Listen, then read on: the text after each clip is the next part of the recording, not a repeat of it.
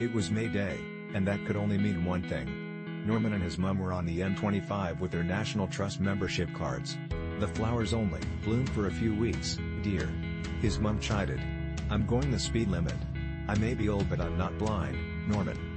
Get the lead out. Norman reluctantly put his foot down and permitted the car to drift up a few miles per hour. It was a beautiful day, the first in a long time, and the horizon felt further away than he'd seen it in ages. They made good time, and had soon parked the car, changed into their wellies, and gained entry to their favorite Estley home.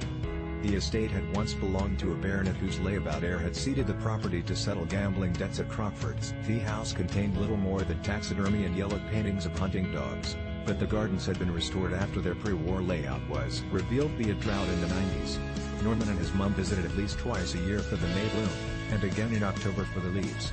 As they passed through the nut garden they heard some familiar voices. Ooh, a very clean slice. That will root fine in my greenhouse. Drop it in the bag. Sharpen it, nail special this morning. Should we move on to the rockery to borrow some dogtooth violets, or see if they've got any of that mint you were hoping to propagate? Kath and Betty, I would expect better, cried Norman. You're right, Pat. I've got plenty of mint at home, and must leave room in the bag for that Sambucus racemosa I saw by the gate, Betty agreed, before giving him and his mum a quick hug. Norman tried not to sigh, but it came out anyway. Of course they were here to take cuttings. It was a wonder the plants had any branches left with all the old ladies pinching bits off them off. Within moments Mom was unfurling her own waterproof bag and accepting sprigs of lavender with the help of Betty's weaponized thumbnail. You two on your way to the roadies? Kath asked. Of course, it's May Day. Mum replied. Good show this year, if a bit muddy. What say you, Bet? Care to go through again? Ooh, dunno, depends if we want to get the train back. It's a bank holiday, after all. There's room in Norman's car. Mum supplied. I need to get to Sainsbury's before June, said Betty. Norman's ears read. Well, I'm going in. You coming, Mum? He asked, a bit stiffly.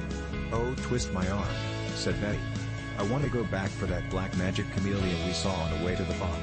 If anyone can get it to root, it's you, Mum said, approvingly. This wasn't the first time Norman had gone through a formal garden feeling like a getaway driver, but he'd never heard of a pensioner getting in trouble for snapping an occasional stem.